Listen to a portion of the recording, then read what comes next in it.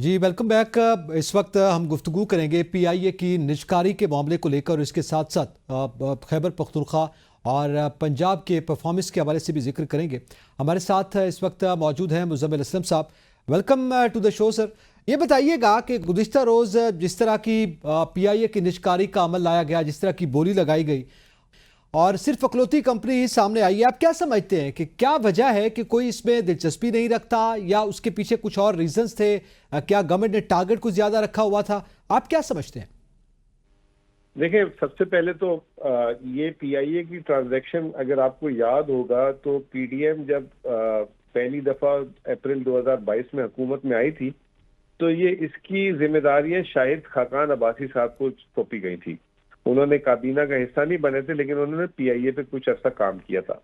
फिर उसके बाद आपको याद होगा फवाद हसन फवाद साहब जो हैं उनको पिछली हुकूमत में बाकायदा इसका पोर्टफोलियो भी मिला था और PIA पे वो उनकी फास्ट ट्रैक पे काम कर रहे थे।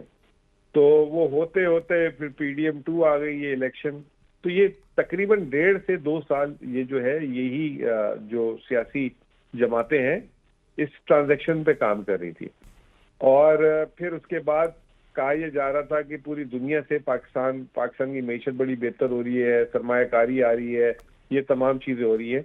और इसमें कंसल्टेंट भी कोई हायर किया जिसको $20 मिलियन लगभग 5.6 अरब रुपए उसको फीस भी अदा की गई।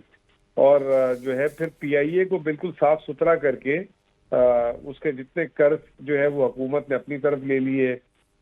एम्प्लॉयज से रिलेटेड भी कुछ गारंटीज दी कि 1 साल 2 साल 3 साल आप रख सकते हैं।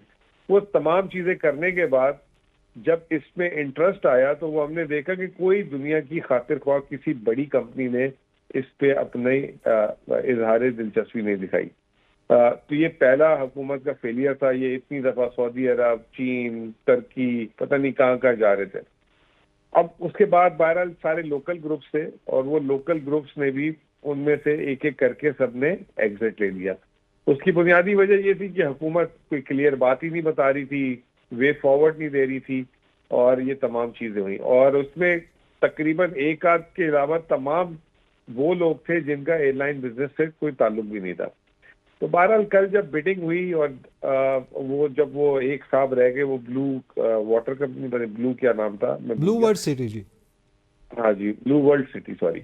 ब्लू वर्ल्ड ने देखा कि वो अब मैदान में अकेले हैं तो वो उन्होंने जो है बिल्कुल ही वो जमीन के साथ बैठ के 10 अरब की उसकी कीमत लगा दी।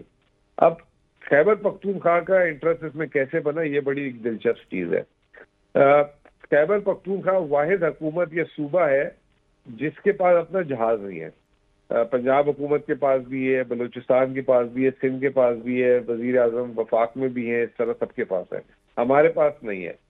तो पिछले दिनों एक बहस हो रही थी, बात हो रही थी कि KP ने क्यों नहीं जहाज लिया। तो ऐसे बातों बातों में बात निकली कि अगर एक जहाज भी लेते हैं कोई मामूली सा तो ये 6 से 7 अरब रुपए का पड़ेगा। तो जब ये कल 10 अरब रुपए की बोली लगी तो वो एक बड़ी हमारे वजीर आला साहब को बड़ा दुख हुआ कि ये वो PIA है जिसकी दुनिया मिसालें देती थी, दुनिया की बेहतरीन एयरलाइन एमिरेट्स बनाने वाली, इतने ज्यादा रूट्स पे चलती थी। फिर पाकिस्तान इतनी जबरदस्त जगह लोकेटेड है कि इसकी लोकेशन की बेसिस पे पूरी दुनिया की फ्लाइटें उतरती थी यहाँ पे। तो हमने अपनी एविएशन को भी तबाह किया, इसको भी तबाह किया। ये एक जो है बिल्कुल जिसे कहते हैं जो हमारा गुरूर होता था उसको खाक में मिला दिया। और खास तौर पे 2008 से 18 के दरमियान क्योंकि अब PIA बिल्कुल साफ कर ली, कर्जा वगैरह सब हुकूमत ने ले लिया तो इसको तो बहुत आसान है चलाना।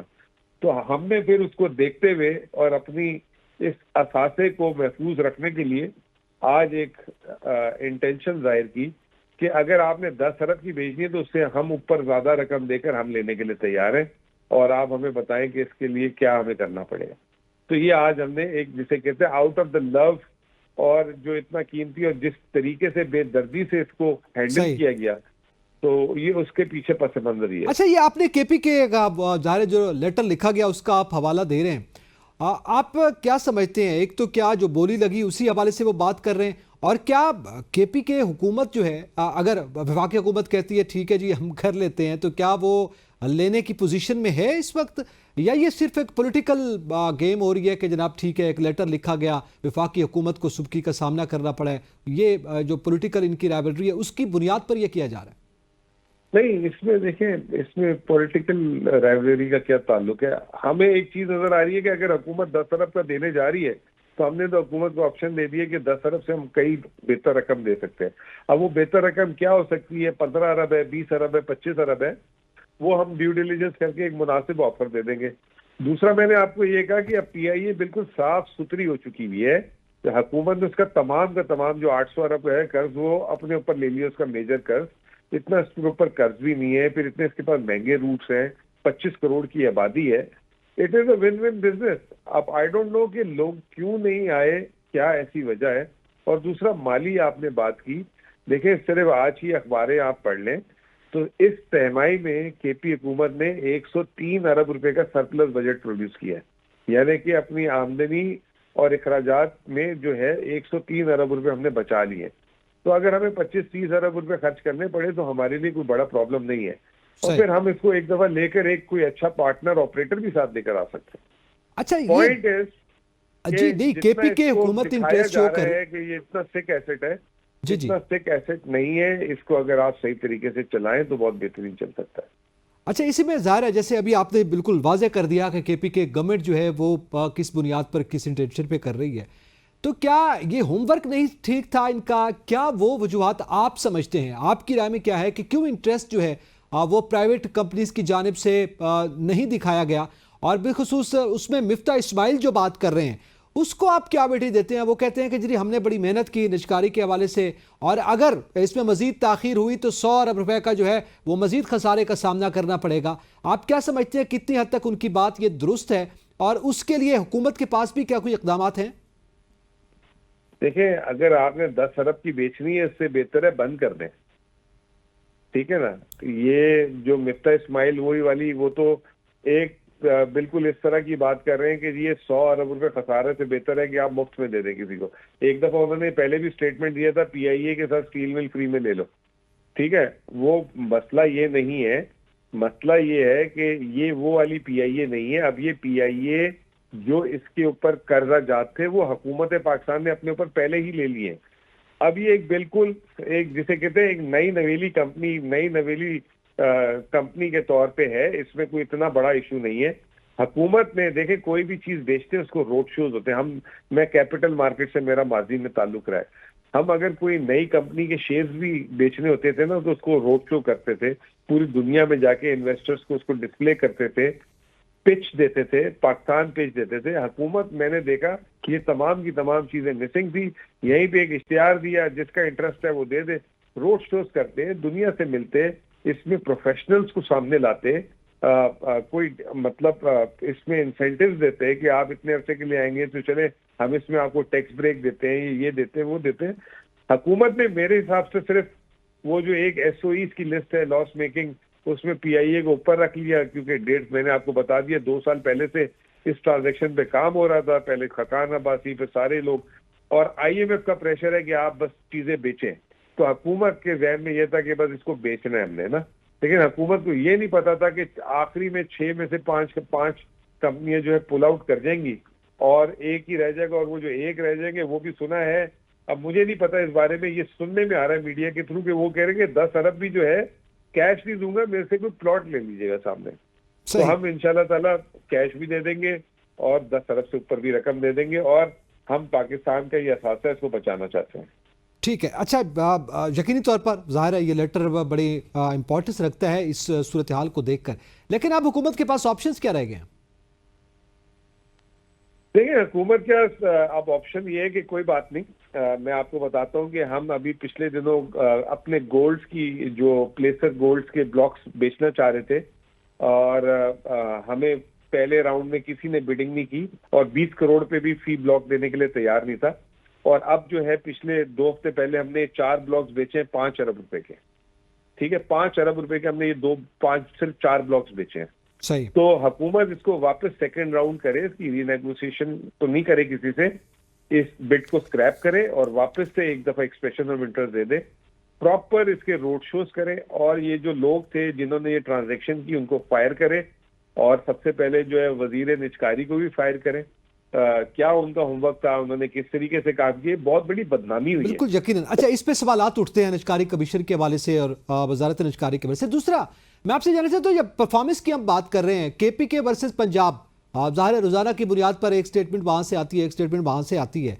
परफॉर्मेंस के हवाले से जो केपीके गवर्नमेंट है उस पर रोज़ाना ये तनकीद की जा रही है पंजाब की जानिब से कि आएँ हमसे सीखें, हमारी तरह के मंसूबे लाएँ, हम रोज़ाना नए मंसूबे ला रहे हैं, और आपकी जानिब से सवाए एहतजाज के कुछ नहीं है। क्या कहेंगे इस पर?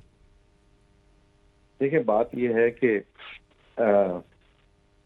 सीखना तो एक बड़ी अच्छी चीज है ना, कि वो कहीं से भी अगर आप कुछ सीखने की चीज हो, तो अगर कोई सीखने से मना करे तो वो मैं समझता हूँ कि वो उसका टाइम पूरा हो गया।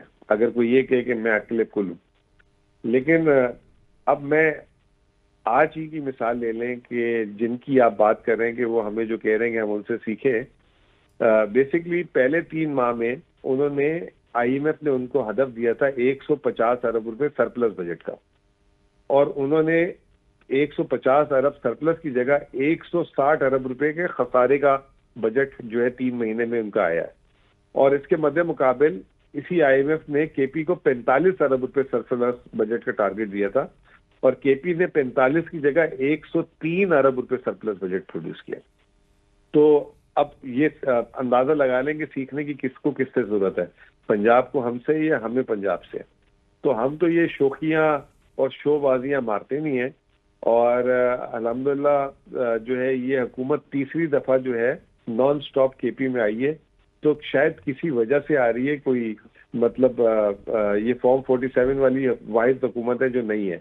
तो पहली दफा जब केपी में हमारी हुकूमत आई थी तो हम सिर्फ 55% हमें सीटें मिली थी। दूसरी दफा हम आए थे तो हमें 2/3 मेजोरिटी मिली। इस दफा केपी की कौम ने हमें जो है 85% मैंडेट दिया है। तो सीखने की इनको हमसे जरूरत है, और ये केपी की तारीख में ये वाहिद हुकूमत ऐसी जिसको 1 दफा नहीं, 2 दफा नहीं, 3 दफा चांस मिला। आज तक किसी को दूसरी दफा भी नहीं मिला। तो इनको थोड़ा सा सीखने की हमसे जरूरत है कि किस तरीके से चीजें चलाई जाती हैं सही। और किस तरीके से आवाम जो है आपको री-इलेक्ट करती है। और बाय द वे, दूसरा, पाकिस्तान की तारीख में नेशनल गवर्नमेंट में भी दूसरी दफा कोई भी इलेक्ट नहीं होता। ये तो फॉर्म 47 की वजह से हम बाहर हो गए, वरना तो हमें कौम ने दूसरी दफा जो है पूरी कौम इलेक्ट कर लिया था। पाकिस्तान की हुकूमत भी दे दी। ठीक है, आप समझते हैं कि हमारी परफॉर्मेंस का यही सबूत जो है वो है कि लोग जो है हमें वोट दे रहे हैं और हमें इलेक्ट किया जा रहा है। बहुत शुक्रिया मुज़म्मिल साहब, आपने कीमती वक्त दिया। इसी के साथ ही इजाज़त दीजिए। अल्लाह हाफिज़।